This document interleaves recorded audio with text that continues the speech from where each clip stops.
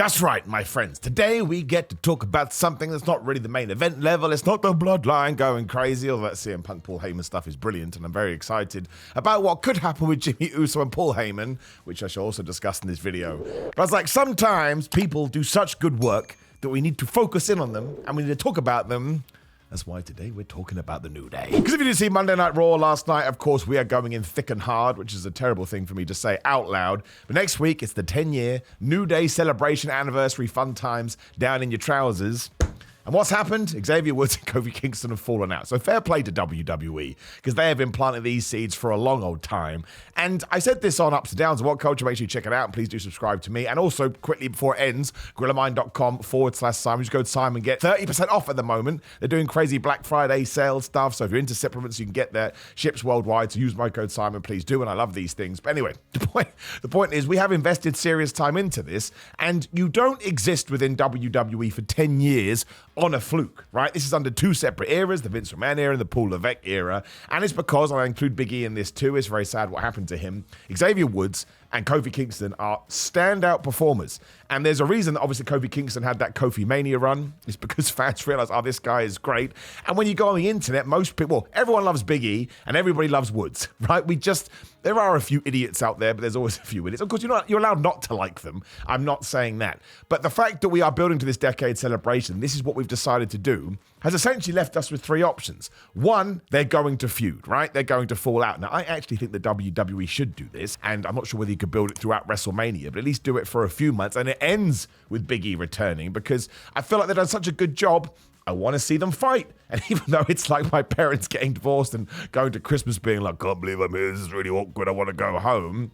It just is such a surreal place to be in, because they always said they'd never do this, but because it has been done so well, I think it's tremendous. Although we can take that information again, there's two other things that can happen. They're about to fight next week, and Big E comes out to help them, and either he's good to go, which would be amazing, I don't care about the feud, because that information news would be so great, or maybe he even becomes a manager, or maybe he's even there to calm them down and we have a lovely love-in. I don't know.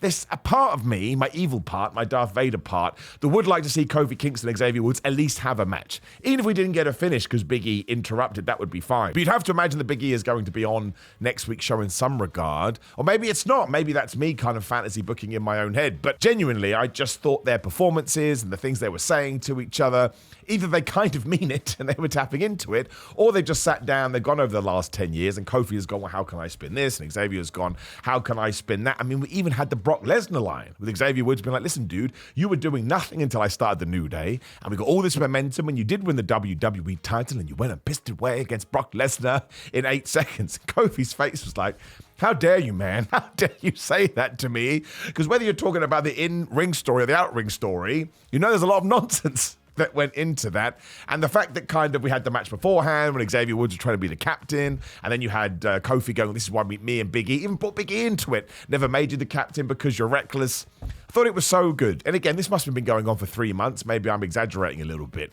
But I just, again, love the performances, love the fact that I'm invested, love the fact that I care, love the fact that I don't want to see it. I think sometimes with wrestling, we don't kind of touch on these more nuanced stories. Is that the right word? Probably not. And now I sound like a butthole.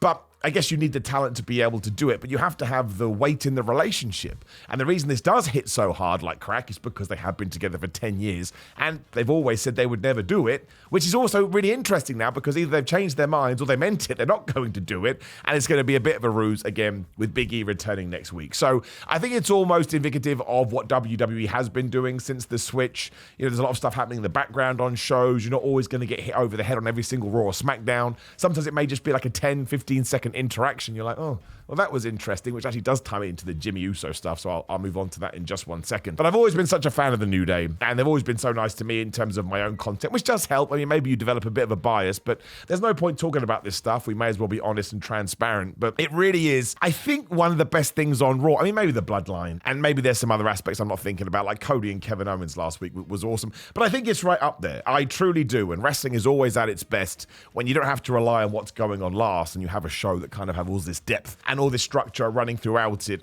It's just give them their flowers, to use the 2024 term, which is so dumb. I just think it's been tremendously done, and I want to see where it's going to go. And that's ultimately why we watch wrestling television. It's to see what your favorites are going to do and see how the story is going to go unfold. And I don't know with this one. Now, usually I think I'm quite well versed and I'm able to hazard a guess. And I'm 99% sure it will be the Big E version. But then again, that bad side taps in. He goes, but wouldn't you like to see that match at a Royal Rumble or a Saturday Night's Main Event, or the Survivor Series is going to be too late because that's this weekend? And yes, I think that I would. And who knows what you could do within that? Like, what if Kofi Kingston beats him? It's tremendous. They're all-timers. They're Hall of Famers. I think they're tremendous and they do not get their due. So hopefully this allows them to do that. And yes, let's take some of those attributes and put it into the very quick Bloodline interview that we had on Raw, but I think it's going to have more weight as we move forward. Sami Zayn's a little bit worried about CM Punk, as he should be. CM Punk is a controversial cat, as is Paul Heyman. Whereas Jimbo's like, no, man, I don't think we have to worry about this. I trust the wise man, and I trust Punk and Heyman, etc. And if you go back to SmackDown, we talked about this on the video, make sure you check it out.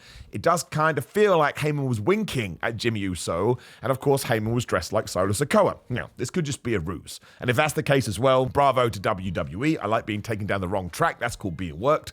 It's what wrestling is all about. Or they're deliberately hitting you over the head with it and almost creating a double ruse, because Jimmy Uso and Paul Heyman aren't actually part of the OG bloodline, and they're going to screw them over, and that's going to happen at the War Games. And how that works out for CM Punk, I think CM Punk is probably going to get taken out, not to dinner, at Survivor Series due to Seth Rollins. And I think Seth Rollins can be mad because he can be like, are you kidding me? You asked me and I said no, and you got that guy, my mortal enemy? Because don't forget, the bloodline were buttering him up. Oh, Seth, you're so great. We love you so much. But clearly they couldn't have cared about his feelings. So they did go and get his mortal enemy. And Punk just celebrated his 1-year return back in WWE. He did an Instagram post. In the background, it was Seth Rollins freaking out. That's why CM Punk is the master. It's the little thing. And while we are here, you should check out the YouTube video of CM Punk's behind-the-scenes return.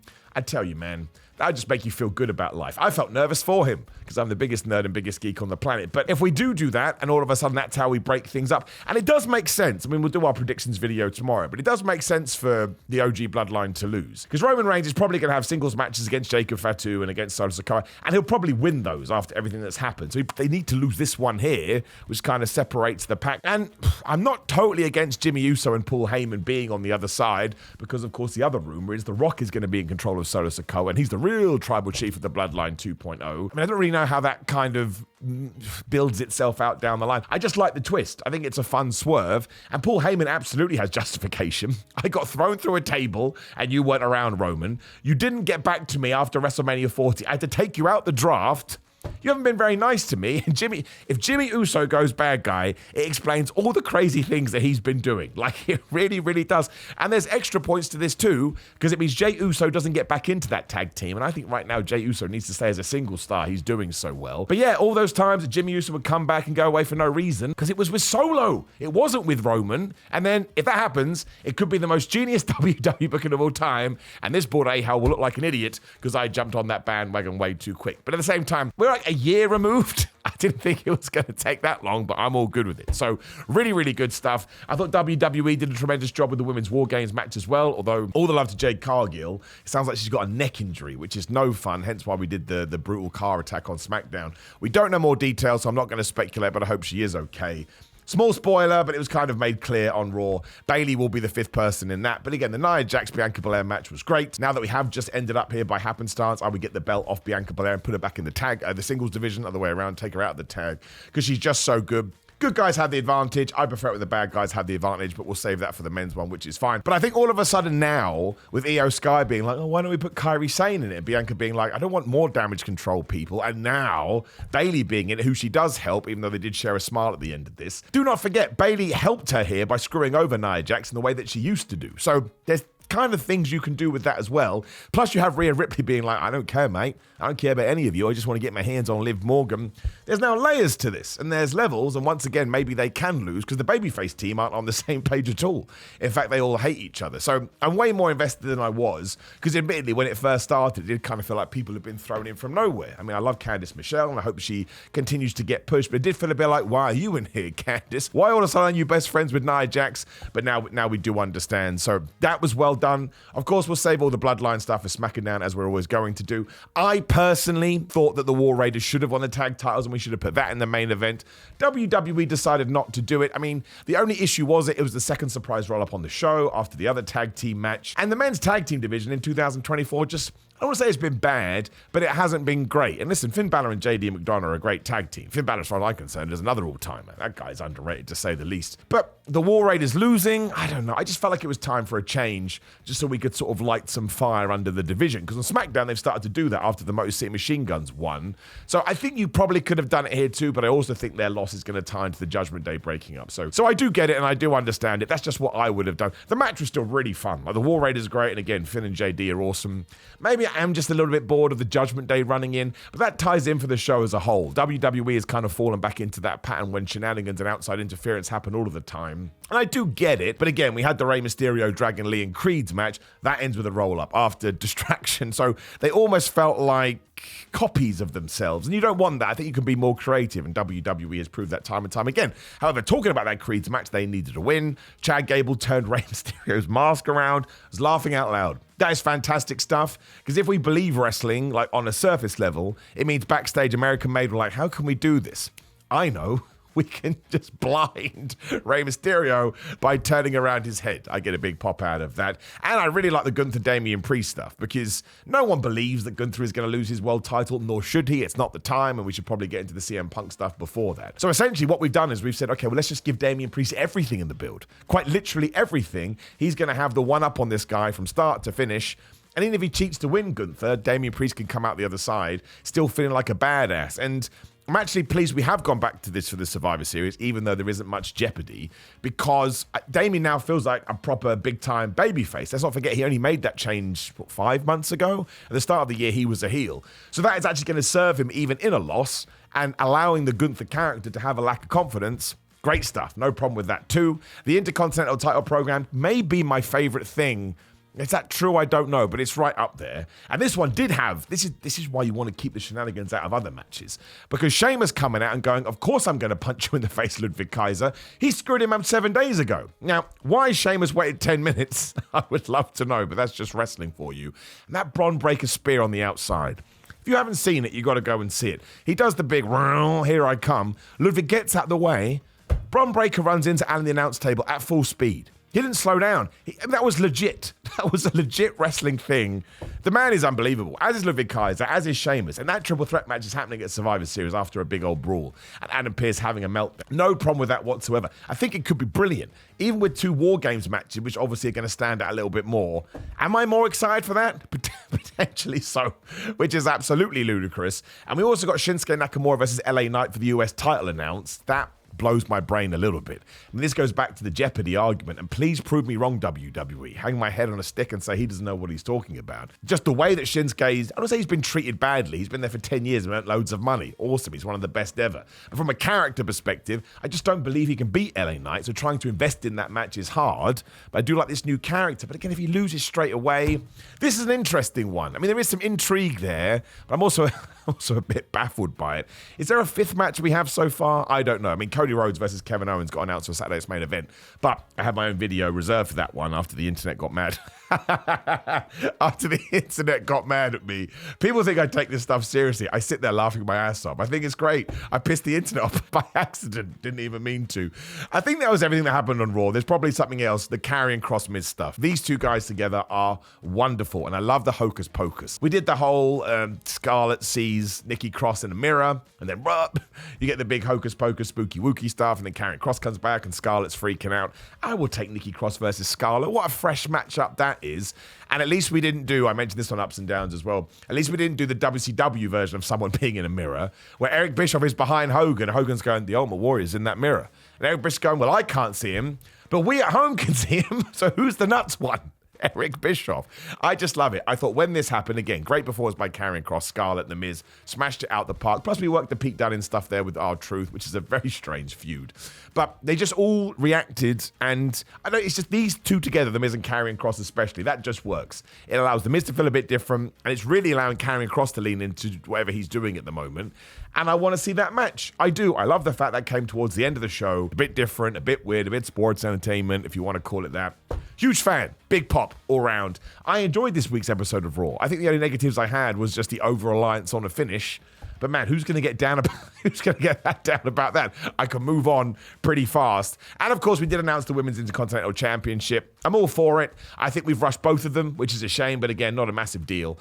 And I think we're probably planning for the future here because there's not enough women to justify 2 titles. But look who we've got in NXT, right? You start calling some of them up. And we talked about this 1,000 times. We did a video on it. If I was in control of WWE, and I don't know what I'm talking about, you wouldn't have Gunther as world heavyweight champion. Cody would just be the world champion. That was it. You wouldn't have LA Knight and Bron Breakker as the champions. One of them would be the IC champion or whatever. You'd have one set of tag team champions. That's just how I like my wrestling. But that's not what WWE does. It's like going into a burger restaurant and going, where's the pizza? Okay, you don't need to be here, bro. So if WWE is going to have one title over here and one title over there, of course, you have to have a women's IC championship. And in terms of a mid-card women's belt, it's way overdue. So maybe that's actually better than we don't tie it into a narrative. We just get stuff done. Because sometimes you look at the lay of the land, like, man, we are way behind on this. And my picks, if you care, we'll do a video on this too. Chelsea Green United States Championship. And I think Io Sky should be the Intercontinental Champion because they just offer 2 completely different things. I don't think you want them to feel too similar. I do think Charlotte Flair could win it or come in to win it. I don't think it's a bad thing. Same with Becky Lynch. I don't think it's a bad thing. I think having new belts and giving them to established stars, maybe we get annoyed on a nerd level, but on a mainstream audience level, they just see, oh, that star got that belt. Well, I should give a damn about that belt. So yeah, good go-home episode of Raw. I found myself very, very excited about it. Mostly sort of using the New Day as the pedestal to get excited about everything else. And Survivor Series is a very odd card, but I think there's so many good stories, and Punk being in War Games really has added it, and that Intercontinental 3-way, and the Women's War Games, and the LA Knight stuff. The LA Knight stuff does feel a bit like an outlier, but you never know. LA Knight is like awesome, and Shinsuke Nakamura genuinely is an all-time wrestler, so we can't get too mad at it, but yes. Big fan of Raw, big fan of this New Day stuff, although terrified for next week. How the hell am I going to handle that? Water coming out my seeing devices. Now, of course, please do interact with the video as much as possible. Just touch things. That sounds weird, but like it, dislike it if you want. Leave a comment, subscribe, click the video on the screen. The notification bell would be the best because that's how you get alerted about more of my content, and YouTube just loves it. Just click the video and leave. Go make a sandwich. That's totally fine as well. Otherwise, yes, it is grillermind.com/Simon. You know that I'm into my fitness. The new fitness channel starts in January. Use code Simon. You're going to get loads of money off. It ships worldwide, and if you spend over a certain amount, you're going to get more free stuff. And the base products, which are like your simplified supplements, they're 50% off. So if you ever wanted to try it, you can try it. And I will never, ever, ever promote something I don't use myself. If you go to my Instagram at simonmiller316, you can see a stack video that I made to prove that I am using this. And come follow me on all social media, simonmiller316. Again, the internet is yelling at me. You may yell at me too. Simon Miller on Cameo. If you'd like a personalized video, message Simon Miller Pro Wrestling Tees, but the other way around. You want some of my t-shirts. Simon J. Miller on TikTok, especially if you want to get involved in the live podcasts. Check out the podcast too. Just search for it on your podcast app, Simon Miller's Pro Wrestling Show, where we just talk about wrestling and we try and throw a few of them on the YouTube channel as well. Keep enjoying wrestling, my friends. It's there to entertain you. This bald idiot will see you soon.